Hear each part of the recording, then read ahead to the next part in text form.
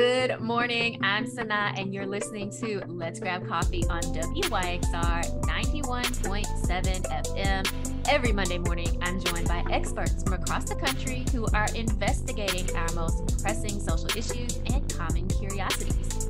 Over the next hour, you'll learn about their inspirations, motivations, and of course, what they know about the world around us. So grab your cup of coffee and get ready for a fun and insightful conversation. There are currently over 100 historically Black colleges and universities in the nation. HBCUs were first established in the 19th century to provide educational opportunities for Black Americans. Due to slavery and then later segregation, Black Americans were denied admission to traditionally white institutions.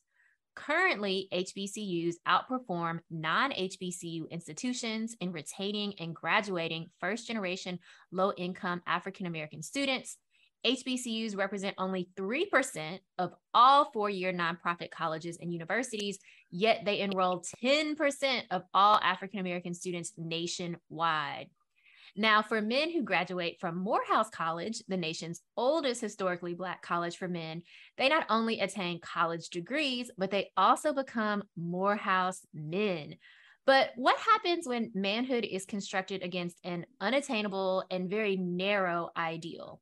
To talk more about Morehouse and masculinity in relation to broader ideas of race and racial leadership, this morning I'm joined by Dr. Saida Grundy. Dr. Grundy is the author of Respectable, Politics and Paradox in Making the Morehouse Man. Dr. Grundy is a feminist sociologist of race and an assistant professor of sociology, African American studies, and women's and gender studies at Boston University.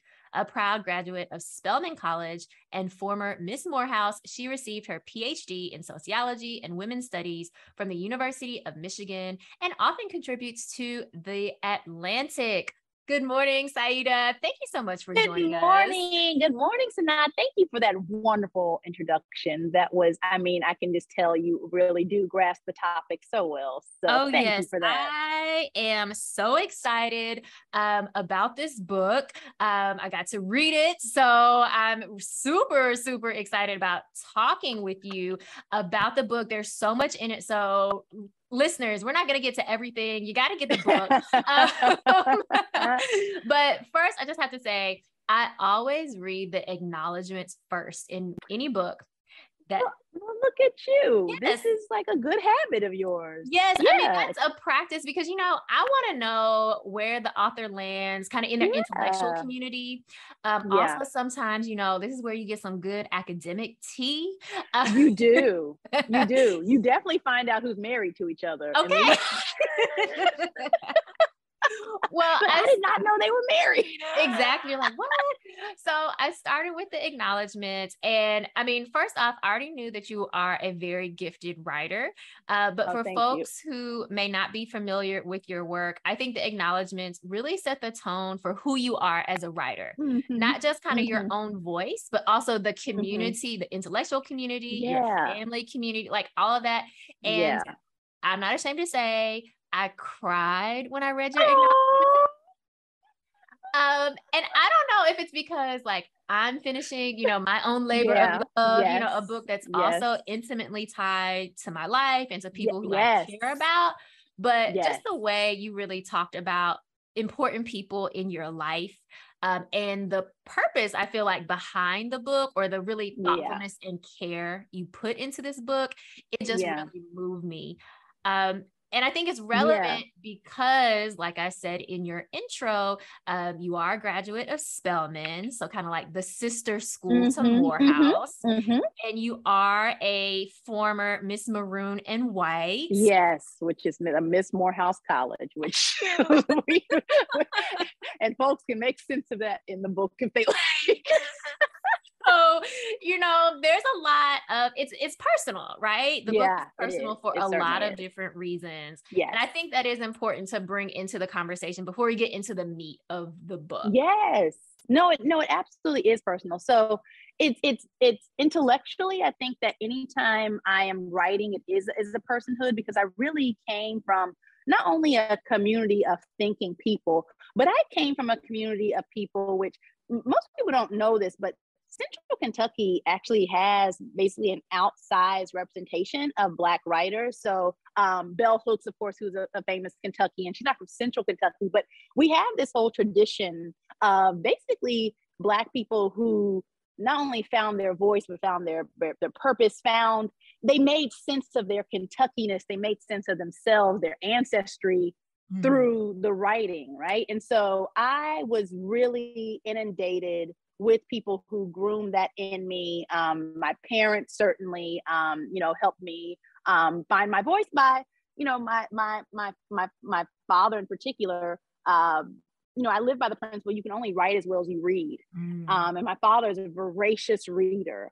And, when I talk in the acknowledgement, I say, I grew up with being really like the books in our house were sort of like a canopy of trees that were always peering down on me, right? Being a little kid and looking up the bookshelves and just really aspiring to be as important as those books, because those books my father treated them like jewels. My father used to sit at the head of the dining room table every night. That was like his desk.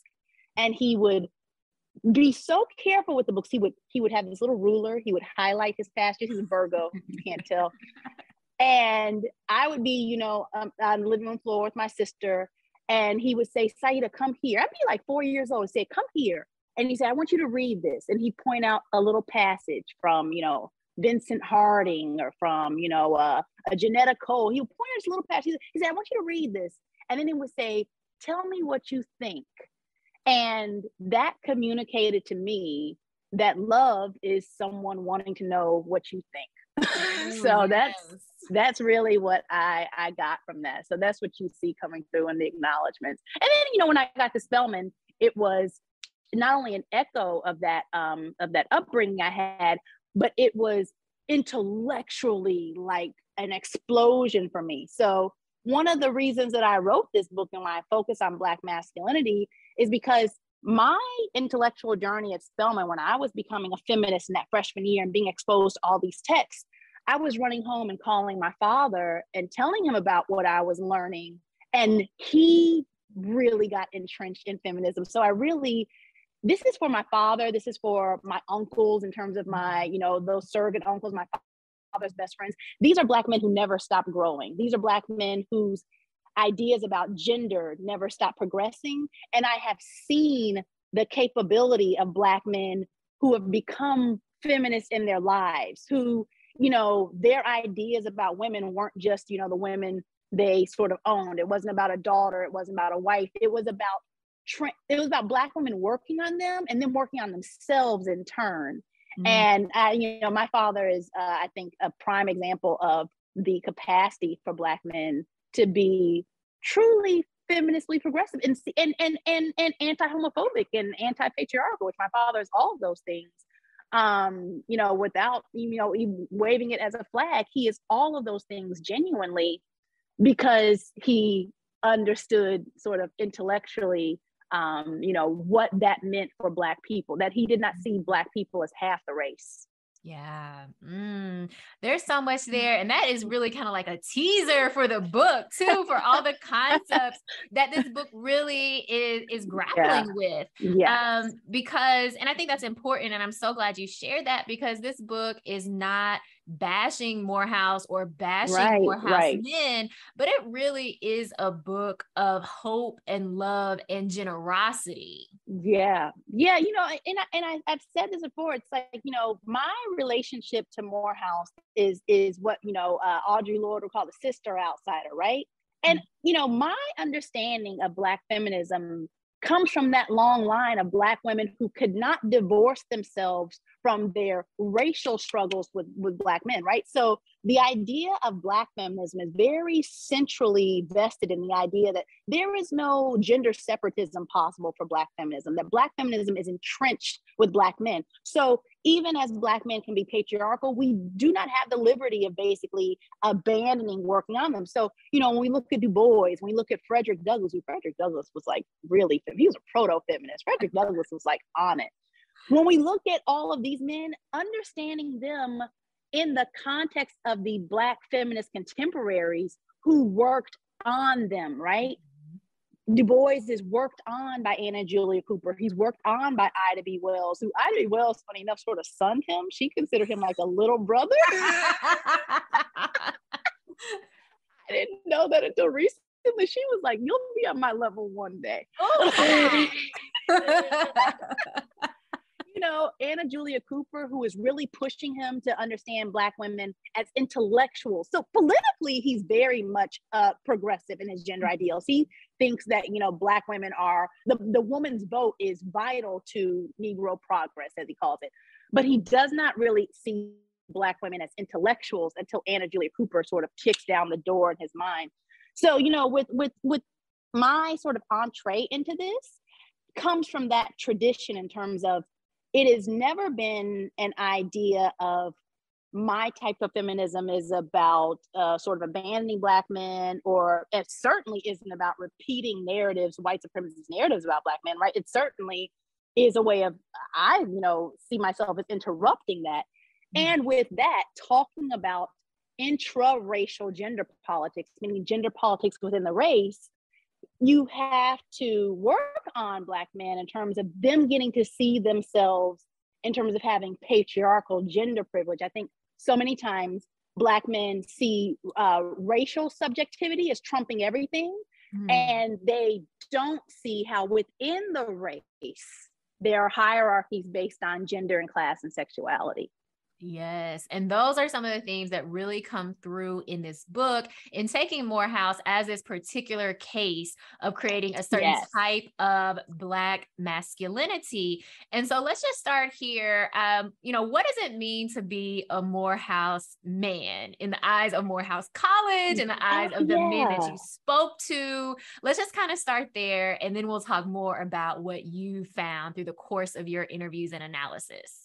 So if your readers are Southern, or if they've been in spaces with, you know, Morehouse men, if they've been to law school with them and ed school with them, et cetera, if they've, you know, they're in their communities, then they are probably a little bit familiar with the idea that Morehouse is as a school, its image far outsizes the actual size of the school, right? So Morehouse is a school about, any given day, about 3,000 undergraduates. But the prominence of this thing that we call the Morehouse Man, I liken it in the book sometimes to how, you know, the military talks about, you know, the Marines, or talks about the Navy, that the image and the brand of the institution are really, they're inextricably linked, right? That even when you're on the ground in the institution, you sometimes cannot divorce the actuality of it from the image promoted of it. So, you know, empirically speaking,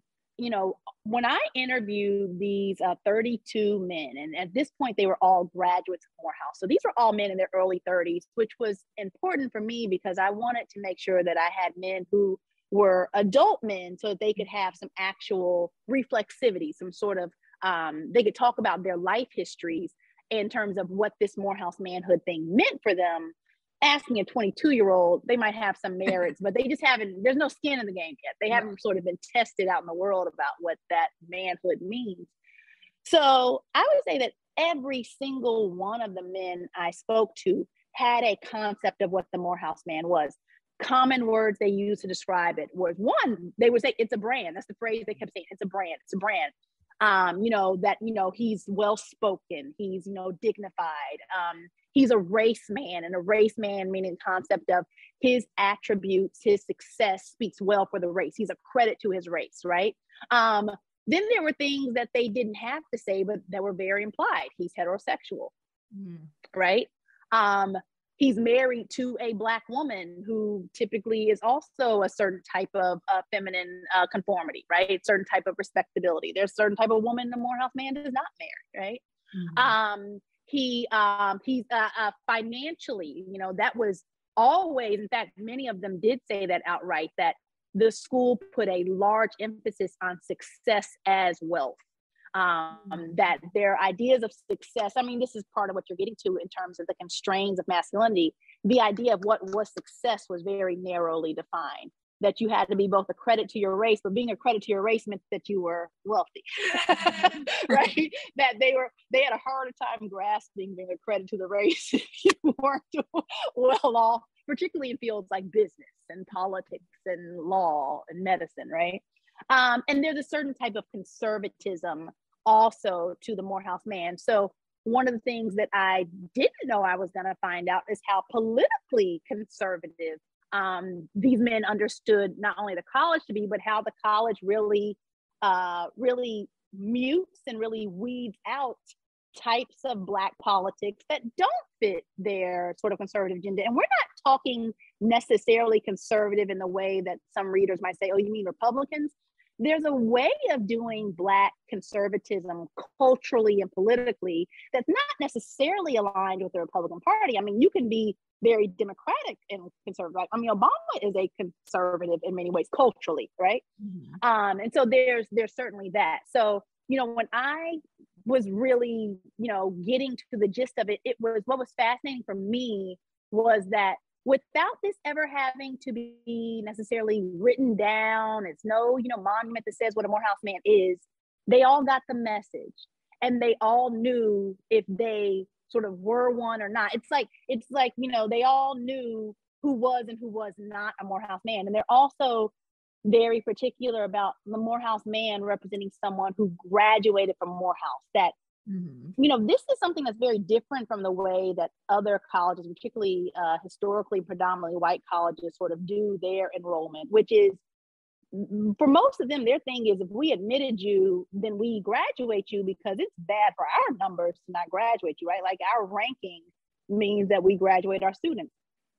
Black colleges have resource constraints, and they are often dealing with students who come from resource constraints, so first generation, low income, etc. So the way that they made sense of that, instead of saying, oh, this is a problem that we're only graduating 40% of our students in 4 years, it became a narrative about masculinity. Oh, well, the students who couldn't make it were not men like us. They weren't Morehouse men. So you get a cultural curriculum, a cultural explanation for what I would see as a structural issue, right? So meaning that they fell back hard on the culture as making sense of why some men weren't getting through, instead of saying maybe this place is homophobic and maybe this place, you know, doesn't, you know, we Black colleges don't have the resources, you know, that we should have. But sort of that's, you know, the part that was fascinating to me. The Morehouse man wasn't just sort of a prototype. It was a logic. It was a way of thinking, right? It was a narrative about the institution. Yes, yes. Well, let's take a short break before we get into some of these major arguments and findings that you had in your book. This is Let's Grab Coffee on WYXR 91.7 FM. You're listening to Let's Grab Coffee on WYXR 91.7 FM. I'm SunAh, and I'm here with Dr. Saida Grundy, who's the author of Respectable, Politics and Paradox in Making the Morehouse Man. Now, before the break, you gave us a great kind of overview of really this kind of myth almost of who the Morehouse man is or should be. Yes. And so now I want to kind of get into more of the meat of the book and some of the findings that you had. And I want to just start with something that you really talk a lot about in the book, which is the Black male crisis. And why it's so relevant to the type of man that Morehouse is trying to create. So could you talk a little bit more about first, what is the Black male crisis? And then we can kind of go from there. So one, it's so important that you just brought up this idea of the Morehouse man both being in some ways a real script for how to behave, and in other ways it's a mythology, right? So I say that because there's this tension between the mythological sort of, you know, the prototype that's not attainable and the real men who strive for it. The Black male crisis can be understood in similar ways in terms of there are sort of real things that we can examine about what's happening with young Black men and boys. And then there's a mythology about the crisis on top of that. So to give your listeners a bit of an insight. So deindustrialization, here's like we're getting into the footnotes. In the late 1970s and 1980s, think about Nixon, think about Reagan. Deindustrialization was when U.S. economies started practicing what we call neoliberalism, which means they started freeing companies and markets from their governments, right? So now Ford can go overseas and GM. And what happened was lots of the jobs that used to sustain blue collar, middle class people started evaporating. And those jobs disproportionately were evaporating from Black people and evaporating from women, particularly Black women, because so many of the jobs Black women did were being replaced not only with foreign labor, but with automation. I tell my students all the time, your smartphone does about 160 jobs that women used to do, right? And so what happens in Black communities, particularly urban Black communities, is we see this plummeting economically in the 1980s, where, you know, when people talk about sort of the, you know, there used to be a time when, you know, Black families had, you know, male heads of households and everybody had a daddy. Well, that's because daddies had jobs, right? These are economic things. These are not cultural failures. There is a difference that happens when crack floods, you know, U.S. streets and jobs are taken away. So when we talk about the Black male crisis, what's important about that era of deindustrialization is, although this was something that happened to Black people writ large, like I said, Black women were affected, Black families were affected, the language we use to talk about it focused on what was happening to men, particularly because men were seen as breadwinners in households. And so the crisis of the Black male is a way of talking about the rise in mass incarceration, the rise in unemployment, and the rise in urban crime as Black male problems, right? That these basically all stem from Black men either, you know, failing to ascribe to masculine, you know, gender norms, or being unable to. And, you know, these are not things that sort of come out of thin air. So one of the things that I talk about in the book is that Ebony Magazine, which if you all are elder millennial, and if you're Gen X, you remember Ebony Magazine. Ebony Magazine was like the time of Black households. Every household had an Ebony Magazine subscription. The editor-in-chief of Ebony Magazine, Lerone Bennett, went to Morehouse. Mm-hmm. Lerone Bennett puts out 1983. Now, 1983 is the highest recorded unemployment rate in 20th century American history. 1983, he puts out this cover that says "The Black Man in Crisis." Now, what's very interesting about that cover is it's a Black man in a pinstripe suit with his briefcase getting out of a yellow taxi. It's supposed to symbolize the often, you know, disgusting Black men can't get a cab in New York, right? Mm-hmm. So the Black man in crisis, instead of saying this is a Black family crisis, a Black racial crisis that is affecting everyone who's Black and urban and poor, he uses a visual language that this is a crisis of Black men. And then in his special letter from the editor, he goes on to say, you know, things that we might call problematic. You know, he says, you know, this Black male crisis, you know, basically Black women can't get married because not enough Black men are graduating from college, right? With the assumption that, you know, women, one, need to marry college educated men, and women are marrying men anyway, right? But so there's all sorts of heteronormative, very, you know, classist assumptions. And then he talks about how it's a problem that Black women are outpacing Black men in college and in professional settings. So again, there was a way of talking about deindustrialization as an economic crisis that affected Black people, but Black male crisis was a way of shaping that as this is disproportionately affecting Black men. The numbers there, you like any statistical narrative, you can tell it in one way, which is incomplete. And that's what the Black male crisis was. Instead of saying, oh, actually, you know, Black women's jobs are being hit as well, it became this narrative about the way to bring the race out of this is to emphasize, you know, what's best for the race is what's best for Black men. And in my book, I really harp on that because that is not new historically, that if you actually look at a longer history coming out of Reconstruction, often what has been argued about the Black race is what's best for Black people, is what's best for particularly college educated middle class Black men, because the idea of racial leadership is historically has been made almost synonymous with college educated middle class Black men, to the, you know, erasure of all the other types of Black leadership we have, and also to the erasure of other issues that should have been given top priority in Black racial politics. So, for example, one of the guiding principles that really influenced my book was the work of Kathy Cohen, who, you know, well, Kathy Cohen, who wrote this book about AIDS as a political crisis. Kathy Cohen's a political scientist, and she says, you know, let's think about this.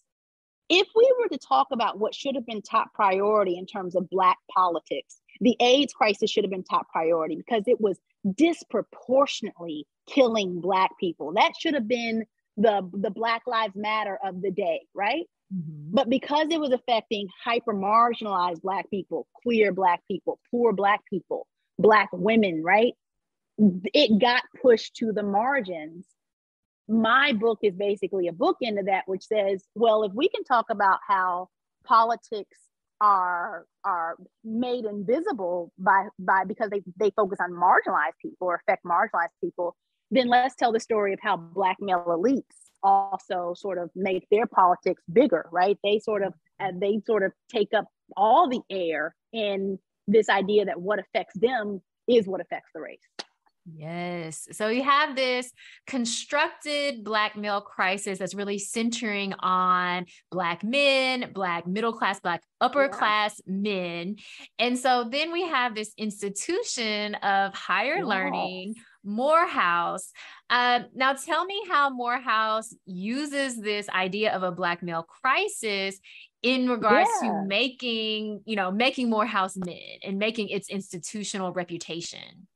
Yes. So, you know, Morehouse is not an island. And in terms of it is not operating in some sort of silo away from the world. And in higher education, there are few schools that don't have what we call a Black male problem. And now the way they construct Black male problem means Black male enrollment is lower than Black female enrollment. Now that's also important to me in terms of that's how they construct this as a problem, right? Mm-hmm. So Morehouse, being not in a vacuum, has understood, you know, from the 70s, 80s on, that it saw itself as sort of the defenders of a group that was under attack, right? Or a group that was being hyper marginalized.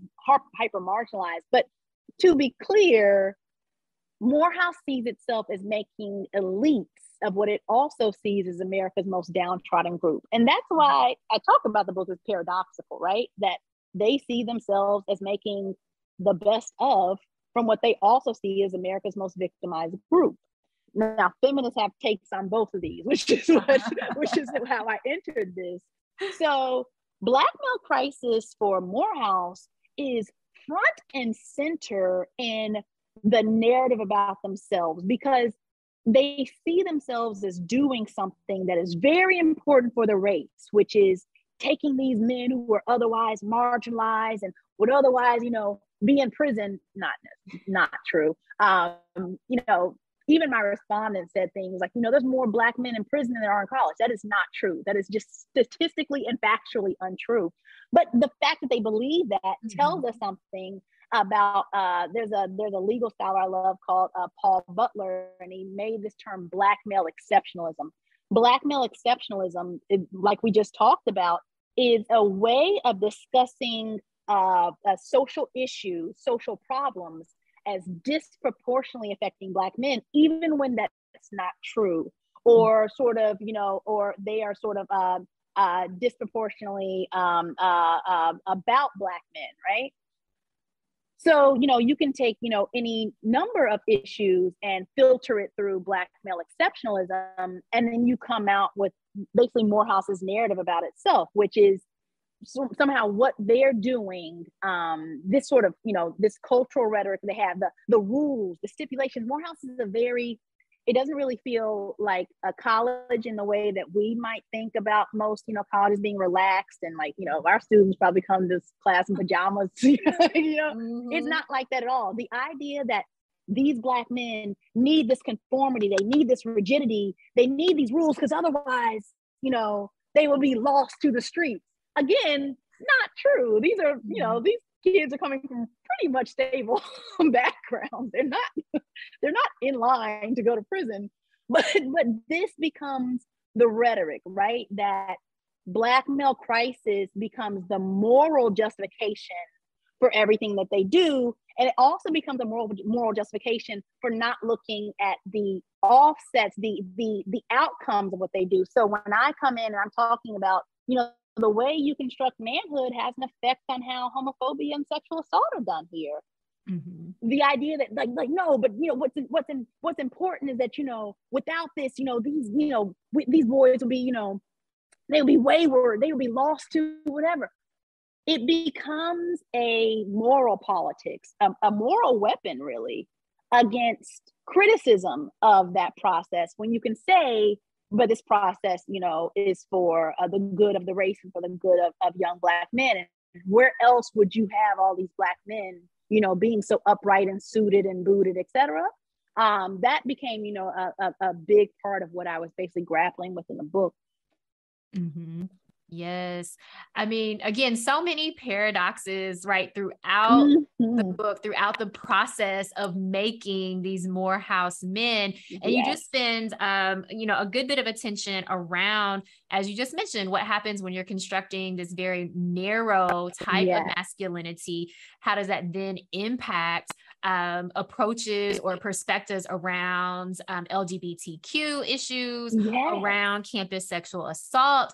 But I want to talk about, because I know our time, we can't talk about the whole book. So I want to talk about, something that you just mentioned, which is this idea of, the good of the race and really banking that on these Black male elites. Because in the book, you talk about social justice capitalism.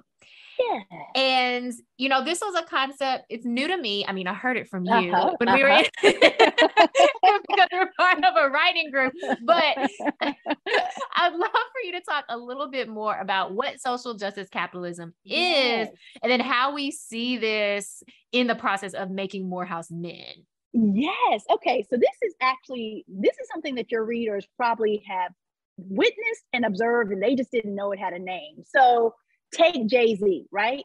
Take all the Black people out here who say that the solution to our racial injustice problems is to create more Black millionaires. Or, when Jay-Z, when the NFL hired him basically, right, to sort of be their racial consultant, be their Black man who's going to smooth over all this stuff with Kaepernick, which I consider throwing Kaepernick's calls under the bus. Jay said, we're post-kneeling, right? That somehow social justice capitalism actually comes from a historical moment. It comes from after MLK's assassination. Remember, MLK has all these lieutenants, right? All these sort of disciples. And one of them is Andrew Young. And the movement is sort of splitting in a couple directions. Coretta Scott King, who is far more progressive than people know, who really understood her husband's legacy of democratic socialism. King really believed that the vote was free. It didn't cost white people anything, but that economic justice would. And his idea of economic justice was from the bottom up, raising the plight of the Black poor, right? Economic justice then was not an individual cause. It was a bringing up communities, what we might call reparations. But Andy Young takes it a separate way. And his idea is top down, meaning the best way to get economic justice is to make more rich Black people, right? Like a trickle down economics for wealth. So this is really important in terms of it. My argument is that it sort of gender bifurcates the race in terms of Black male elites are going politically towards a more conservative, more centrist, sort of more seat at the table type of politics. And the Black poor are getting feminized. The Black poor are disproportionately female-headed households, and they're disproportionately in low-wage occupations, et cetera. And so you see this idea emerge. Remember, King did not believe in this at all. King very proudly called himself a democratic socialist, and he despised capitalism. He talked about it all the time. But then you get this idea that emerges from these post-MLK Black male leaders that, capitalism can be used for anti-racist good. Capitalism in itself can be anti-racist. This is not something that, most of the history of, all the Black Marxists and the Black communists, I mean, they despise this idea because to them, it was like, you're looking for crumbs from the table and you're looking to sort of be at the seat of the table of the very systems that we see as the root cause of injustice, right? So social justice capitalism is really the idea that you can take sort of entrepreneurial fixes into Black social institutions. So it's the idea of, instead of saying that, policies and government actions and laws are what causes our injustice, it's a way of saying, oh no, what we really need are sort of entrepreneurial fixes, right? So you can take, situations like, again, the Black male crisis, right? Which you can say the Black male crisis isn't a crisis of Black men, it's a crisis of the United States, right? It's the United States government created these issues for Black people when we literally freed up the jobs from communities that made these households poor. But instead you say, you know what young Black men need? They need charter schools, right? An entrepreneurial fix. They need My Brother's Keeper, which, remember, My Brother's Keeper is not law, it's not policy. It was a presidential initiative that was a public-private partnership. So it got private corporations involved in the lives of young Black men and also young Latinx men. So again, these are ideas that instead of addressing issues as structural, we address them as market-based solutions, right? That's really, so socialist capitalism, particularly in a place like Morehouse, really comes into play because Morehouse is often grooming their students to perform and to sort of make the good graces of corporate donors. I mean, quite literally picking students, cherry picking students to sort of take on tour, these philanthropic tours for corporate donors. And you would be very surprised the corporate alliances that Black colleges have. So, Betsy Davos and the Walton family and these, the Chick-fil-A CEO, these are very far right organizations. And so what social justice capitalism really makes us ask is, why is it when it comes to young Black men, we have these strange bedfellows? People who hate Black people are somehow invested in young Black men being, having a suit and tie on. Well, that tells you a lot about their interests, right? Their sort of idea about Black people is we just need to be respectable. And then that's the solution to our problems. Instead of, saying that our problems are a result of their greed, our problems are a matter of us just pulling up our pants. Yes. And I mean, they're in another paradox of Morehouse as an institution, but also the men who go there, right? Who may have bought into, and of course are very familiar with this brand, right? The Morehouse Man. But once there, kind of learn a little bit more about what's behind the brands. Oh, absolutely. And, writing about this was kind of like, when you write about the military, but you respect soldiers, right? So it's like, when I'm writing about the men themselves, they grapple with this. Like, they were not monolithically cheerleaders for, the Morehouse brand, or even how Morehouse operated as an institution. They had vastly varying degrees of their critiques of the institution, right? And one of the things they talked about, particularly there was a very sort of vocal minority of men who saw themselves as politically to the left of the college, and many of them would say the college was politically right? That in this way we literally do mean right. So Morehouse has a history of some well-known Black Republicans being its president, but also, like I said, those right-wing interests being at play in the college, right? The donors, the board, etc. Remember that the Chick-fil-A CEO was president of Morehouse's board. He might still be, but for some time. And I mean, Chick-fil-A is as right-wing of a corporation as you can get. I mean, they literally don't think gay people deserve chicken. So it's like, so there are Black men who grapple with this. And one of the things that, came out in the book is that construction of the Morehouse Man wasn't just about how their bodies had to conform. It was also about how their ideologies and their politics had to conform. So we might think of Black colleges like, oh, shouldn't those be like the most pro-Black, most, Afrocentric, sort of, most left places, right? Like, if you watch the movie School Days, remember there's Dap Dunlap, who's like divest from apartheid. And because Spike Lee went to Morehouse, School Days was about Morehouse. And what Dap Dunlap, the young radical, comes up against is the administration being very conservative. And he's saying, how could you support apartheid when these are Black people being slaughtered in South Africa, right? But the administration has their own conservative fiscal interest in not divesting.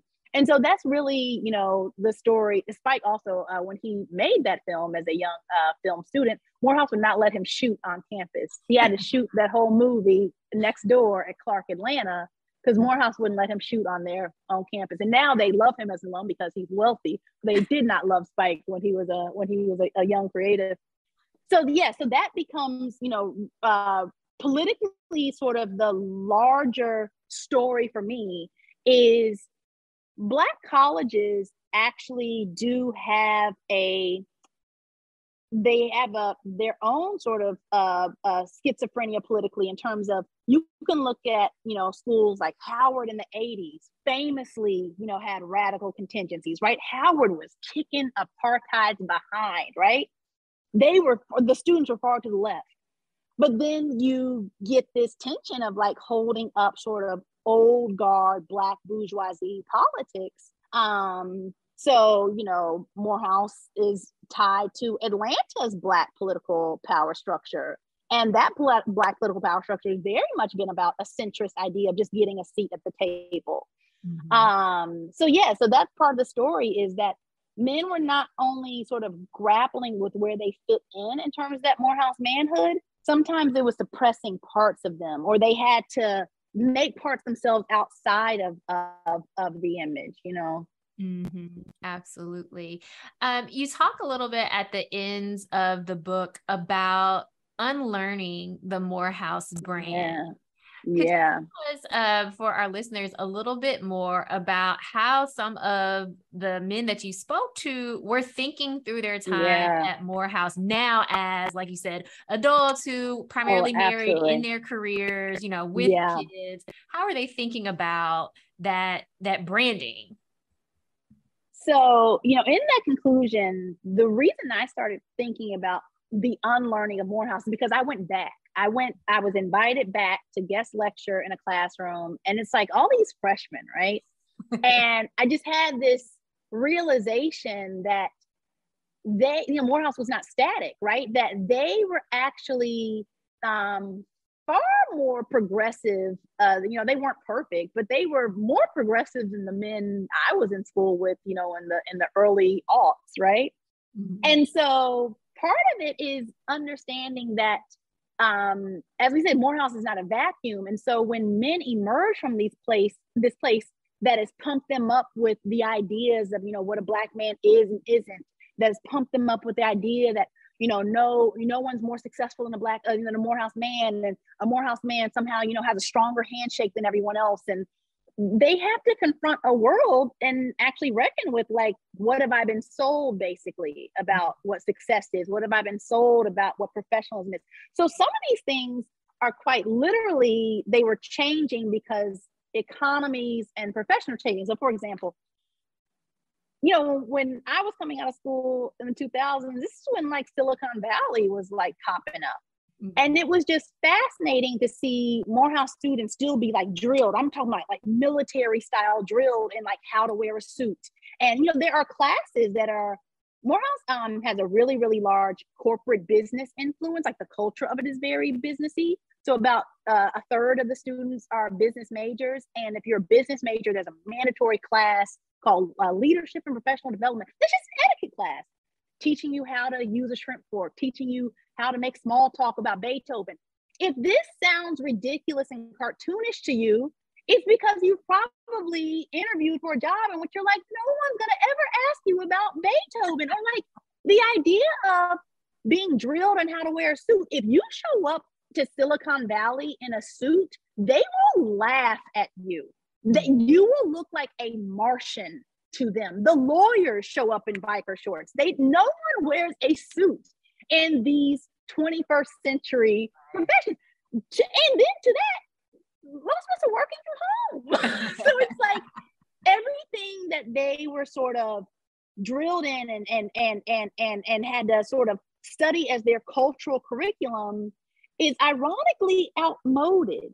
And to me, that was a very large indication of how, Black conservatism, when we talk about the Du Boisian veil, we talk about, the Du Boisian veil, it restricts how white people can see into Black lives, how they can understand us. And part of what was happening at Morehouse is that they had an imagination about the white world that was also distorted. Like, they somehow thought that they would need to make small talk about Bach. If you go to Wall Street, the white boys on Wall Street want to talk to you about Yo Gotti and Lil Baby. Nobody, right. they don't listen to Bach. What are you talking about, right? Like, they want to talk about Doja Cat. Like what? Like, it's like, so this was what was fascinating is when they had to emerge from the college, they were basically unlearning the world that was sold to them, the world that said your success will be based on how clean your suit is, and your success will be based on how, your tie is tied. They were unlearning basically what their interaction was with that mainstream world they were sold on, because at Morehouse, everything that's done in that sort of cultural boot camp, the justification is, well, this is, white people will judge you if you don't know this. And, and this idea of everything they did was for the white gaze. But when you're actually into the world, the white gaze is far more nuanced than that. The implications of the white gaze are far more nuanced. And there's, in many ways, it does not prepare them for what they actually encounter about the white gaze, which is like, the white gaze they encounter is like a 2.0. It's like the iPhone 13 white gaze, and they're on the iPhone 6 white gaze in college, right? That's how it is. Yes. Well, let's take another break. You're listening to Let's Grab Coffee on WYXR 91.7 FM. We're here on Let's Grab Coffee on WYXR 91.7 FM. I'm SunAh, and I'm here with Dr. Saida Grundy, the author of Respectable, Politics and Paradox in Making the Morehouse Man. Now, you have given us just a little bit of insight into some of the main themes of the book. There's so much more, so I don't want listeners to think, well, this is the whole book. No, there's so much more, but we don't have time to talk about everything and give it its just due. So I want to, in the time that we have left, I want to kind of shift focus a little bit and talk about kind of writing this book, especially for you as, again, a Spelman graduate, as Miss Maroon and White. And, I'm sure folks, in your own community, right, alumni, fellow grads, when you're saying, hey, I'm writing this book, I'm sure there were some turned heads or maybe even feelings of like, airing dirty laundry, so to speak. Tell me about that process of really writing this book and even kind of some of those responses. I read some of those footnotes that you put in there, so I have a little idea of some of the responses, but can you talk more about that? Yes. So I guess first it's sort of the origin story of where this book began with me, where it was born in my mind. And that was as an undergraduate at Spelman. So long story that I can't make that short. So when I was a sophomore, I was taking, my qualitative methods class, like the good little sociologist, feminist sociologist I am. And we had to find basically a project to do as our ethnography. And I just didn't have one. And all my classmates said, oh, Saida, you should go over and audition for the Miss Maroon and White pageant. Now, Miss Maroon and White is a big deal. Every Black college queens are a big deal. This is something that does not translate well to the culture of PWIs, but at Black colleges, it's a big deal to run for the queen of the college, because it's not like just a homecoming queen. You're the queen all year long, right? So this I thought was, absurd, but I was like, it does make a good project, right? Because I was already an editor for Morehouse's student paper. So I was already sort of known as this feminist malcontent. And, I was gonna, sort of, submerge myself, right, into this culture of the pageant. I go to interview, it's like a tribunal. Like there's supposed to be 5 people interviewing you. There are like 25 Morehouse students showed up to interview me. Because again, it was like, why, like her? Like this would be like Ruth Bader Ginsburg showing up to like a Life University, interview for the presidency and being like, why are you at Jerry Falwell's College, right? So I end up getting in the pageant. I mean, it was, I at that point, I was dismayed, like this has already gone too far. This was supposed to be an experiment, and now I'm in it. Now I have to actually go spend money on a dress. I was mad about that. And then I ended up winning the pageant. So when you win and you are Miss Maroon and White, you are in Morehouse's culture. You are, again, very paradoxically, you're the feminine ideal of a men's college, right? So like you're supposed to represent their ideal femininity, which if you know me, this is highly ironic. And so, but you're also exposed to all this culture of Morehouse. You're exposed, to all their rituals, to their new student orientation. You're exposed to SGA because you're actually a sitting member of SGA at that point. So you're the only woman who has power in the student body. But on the sort of behind the curtain for me, this was also a project. This was making my awareness about sort of how manhood was done at this place. And that particularly kicked off my junior year when there was a very vicious attack on a student named Gregory Love. Gregory Love was a sophomore. He was in the shower room and he peeked over a stall to a student whose name was Aaron Price. And he says, "Oh, I'm sorry, like I was just looking for my roommate."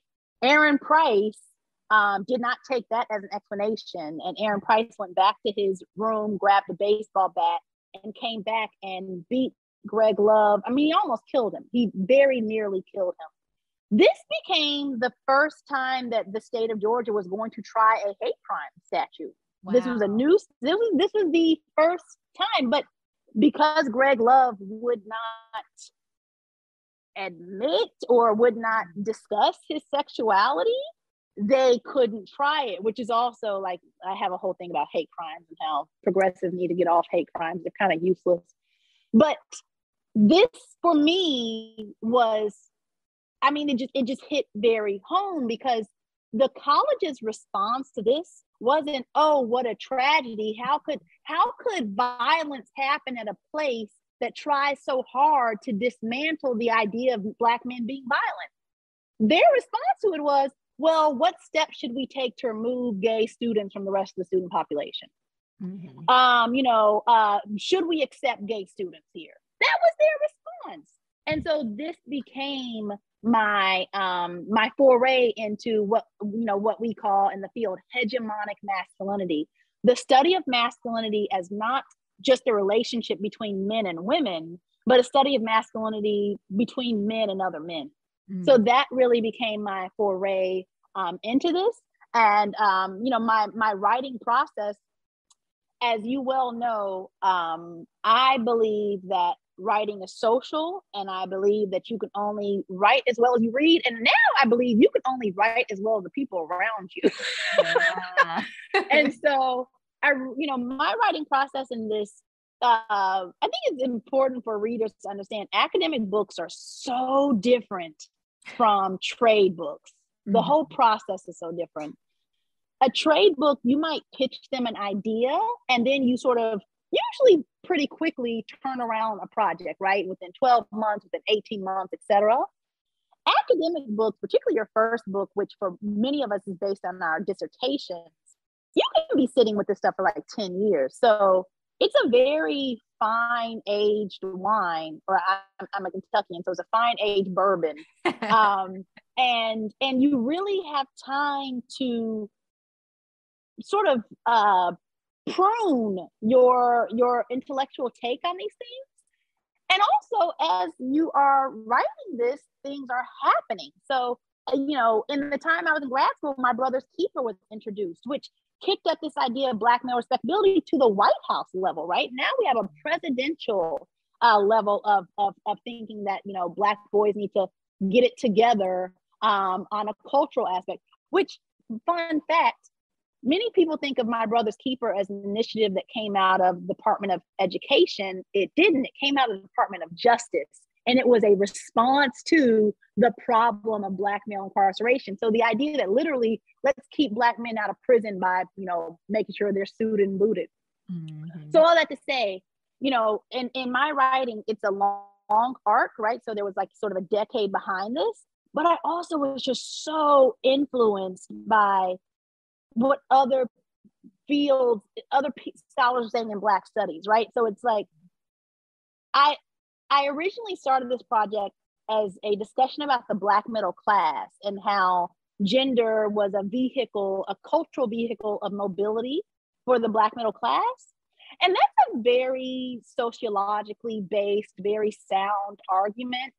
But by the time I transferred from dissertation to, you know, writing the book, that seemed stale to me. And it just, I no longer was that interested in answering a sociological question. I felt that my question had not only gotten larger, it had jumped, that it was more an interdisciplinary question that had to do with Black studies, not necessarily sociology. So I always say that, you know, my finished project became a historical, you know, analysis of a political science question answered with sociological methods. You know, that's really what it became, that it was no longer sort of belong to this small subfield called Black middle class studies and sociology. This became a question about Black gender politics. And for that, I had to, you know, I was very vested in political science, history, and Black studies writ large. So my writing process was made better because there were so many scholars who had fed this question before, or who had, the garden was right for me to make this a question. Yes. Well, the book is absolutely wonderful. Oh, thank you. Thank you so much for being here with us this morning, sharing just a little bit about your book, Dr. Grundy. Thank you so much. You are so welcome. It was a pleasure being here. Thank you for this. Thank you again to Dr. Saida Grundy. She is the author of Respectable, Politics and Paradox in Making the Morehouse Man. It's always so good when I get to sit down and chat with Dr. Grundy. And as you can tell from our conversation, the book has so much in it. We could not get to everything. So if you want to learn more, you know what you have to do. Well, for today's positive note, I want to leave you with this quote that says, "You can't stop the waves, but you can learn to surf." Who else is out there learning to surf? I know I am, because I'm definitely riding these waves. Well, this has been Let's Grab Coffee on WYXR 91.7 FM. I'm SunAh, and I'm here every Monday morning at 11 a.m. Why don't you join me back here next week? And if you missed part of today's conversation, guess what? You can still listen to the replay on WYXR.org. or subscribe to this show in podcast format. Let's Grab Coffee, wherever you stream podcasts. I cannot wait to be back with you next Monday.